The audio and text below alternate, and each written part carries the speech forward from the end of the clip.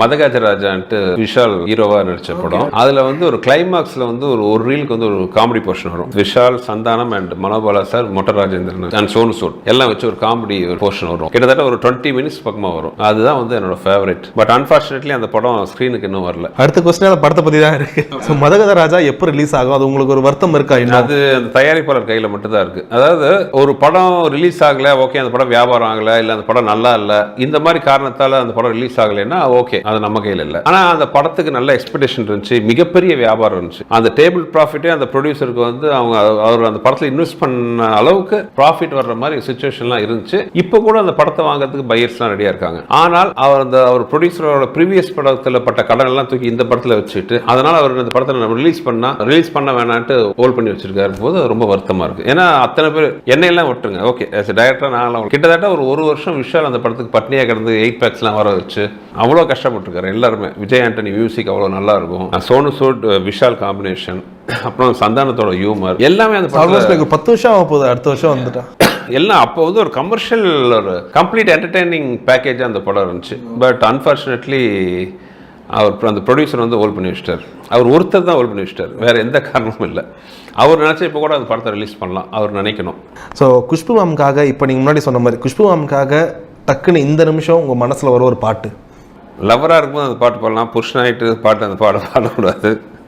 எந்த பெண்ணிலும் இல்லை டக்குன்னு நீங்கள் கேட்டோன்னா அவங்க அந்த ஞாபகம் வச்சு. பட் அவங்க சாங்கில் என்னோட ஃபேவரட் பார்த்தீங்கன்னா வருஷம் 16 இந்த பூ பூக்கும் மாதம் தை மாதம். ஏன்னா அந்த பாட்டு நான் பார்த்து தான் அவங்கள எனக்கு ரொம்ப பிடிச்சி.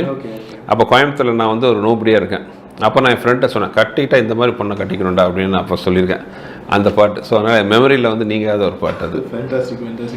ஸோ அரண்மனை பார்ட் 10 வரைக்கும் கதை ரெடி பண்ணிட்டீங்கன்னு கேள்விப்பட்டோம். அப்படியா? அதெல்லாம் ஒன்றும் இல்லை, அரண்மனை 3 ஜெயிச்சா அரண்மனை 4. ஸோ ஒரு கட்டத்தில் எய்தர் ஹீரோ ஒரு டேரக்டர்ன்ற ஒரு விஷயம் வந்தால் நீங்கள் எதை சூஸ் பண்ணுவீங்க? கோர்ஸ் டைரக்டர் தான், அதில் எந்த இதுவும் இல்லை. இப்போ நீங்கள் முன்னாடி சொன்ன மாதிரி ஆஃப்டர் சங்கமித்ரா அந்த ஒரு உங்களோட கோல் அடைஞ்சிட்ட பிறகு அதுக்கப்புறம் எனிதிங் கோர்ஸ். ப்ரொடியூசராக இருப்பேன், நடிகராக இருப்பேன், எல்லாம் பண்ணுவேன். பட் டைரக்டராக நடிகராக சூஸ் பண்ணால் டைரக்டர் தான். இப்போவே பார்த்தீங்கன்னா ஒரு படம் நடித்து முடிச்சோன்னு அப்படியே தவிக்கும், நம்ம தாக எடுத்தால் அந்த மாதிரி எப்படா நம்ம படம் போய் ஸ்டார்ட் கட் சொல்லுவோம் அப்படிங்கிற ஒரு ஃபீலிங் ஆகிடும். So any time direction. So நிறைய டேரக்டர்ஸ் வந்து இப்போ ஒரு பர்டிகுலர் சீன்ஸ் எழுதும் போது ஸோ அதுக்காக எவ்வளோ மெனக்கெடுவாங்க, நிறைய விஷயங்கள் இருக்குது. இப்போ ஒரு எக்ஸாம்பிள் சொல்லணும்னா இப்போ உங்கள் உள்ளம் கொள்ளை போவதாக இருக்கட்டும், இல்லை ஒரு கலகலப்புற டைட்டில் சாங்காக இருக்கட்டும். ஸோ ஒரு சாங்க்கு அந்த ஒரு மாண்டேஜஸ் நீங்கள் எடுக்கிற ஸ்டைல் வந்து இப்போ வரைக்கும் அதை பீட் பண்ண யாராலையும் முடியுமான்னு தெரியல. ஸோ அதுக்கான மெனக்கடல் எப்படி சார் இருக்கும்? ஏன்னா அந்த ஒரு சாங் ஒரு 5 நிமிஷம் சாங்குக்கு அவ்வளோ சீன்ஸ் யோசிப்பீங்க, அதில் அவ்வளோ ஹியூமர் கண்டென்ட். நீங்கள் இந்த கேட்ட கேள்வி ரொம்ப சந்தோஷமாக இருக்குது. ஏன்னா நான் ரொம்ப மெனக்கெடுவேன் இந்த மாதிரி மாண்டேஜ் சாங்க்கு. ஆனால் யாருமே இது வரைக்கும் என்னை நைட்டாக அதை பற்றி கேட்டதில்லை, பாராட்டினதில்லை. ஏன்னா நான் மறுபடியும் சொல்கிறேன், ஒரு கமர்ஷியல் மூவி மேக்கராக நான் பண்ணுற எவ்வளோ நல்ல விஷயங்களுக்கு எனக்கு பாராட்டுகள் கிடைக்கிறதில்ல. இந்த மாண்டேஜுக்கு நான் ரொம்ப மெனக்கெடுவேன். நீங்கள் சொன்னீங்களே உள்ளம் கொள்ளை போகுது அந்த சாங்கு, புயலேக்கெல்லாம் பார்த்தீங்கன்னா கிட்டத்தட்ட நாங்கள் 20-30 மாண்டேஜ் அதுக்கு ஒரு படத்துக்கு அளவுக்கு அது டிஸ்கஷன் பண்ணி அந்த சாங் பண்ணோம். பட் அன்ஃபார்ச்சுனேட்லி என்ன ஆகுதுன்னா அந்த பாட்டை நடிச்சது பிரபுதேவா. ஸோ கிரெடிட் எல்லாம் பிரபுதேவாவுக்கு போயிடுச்சு, அவர் தான் சாங் எடுத்துருப்பாருன்ட்டு.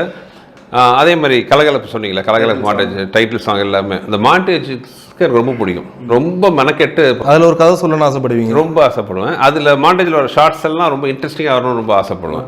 ஸோ அதுக்கான மெனக்கெட்டல் அதிகமாக இருக்கும். இது வரைக்கும் யாரும் அது பின் பாயிண்ட் பண்ணி சொன்னதில்லை. நீங்கள் சொல்லியிருக்கீங்க, ரொம்ப அதுக்காக நான் உங்களுக்கு தேங்க்ஸ் சொல்லிக்கிறேன். Thank you sir.